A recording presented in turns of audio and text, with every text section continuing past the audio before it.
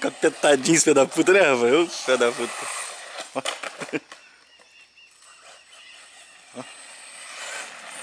Não tem coisa,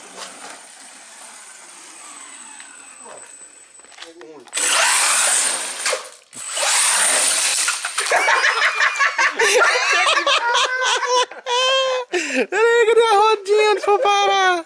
Nossa, eu tava filmando isso não, tá? Olha a rodinha, rapaz.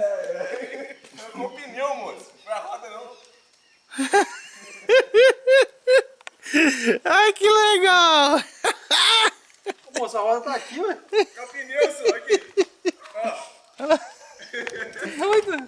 Você é violento demais, moço. Caralho, de carrinho violento, velho. Seu capita isso aí. Tô com tração só traseira, moço. Jogou a força dele só pro Brasil. Cadê o tribonde? Tem que colar com os perguntas, cola em casa. Aí cola com calma. A cola que o Dimar botou não aguentou, não.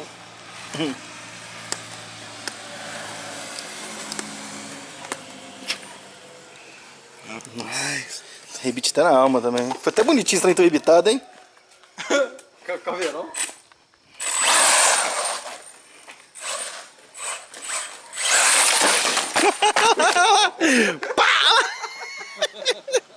Tem jeito não, vou falar. É muita potência pro pneu. Ai, ai, ai. Opa. O bicho é doido. Tá estragando essa roda todinha.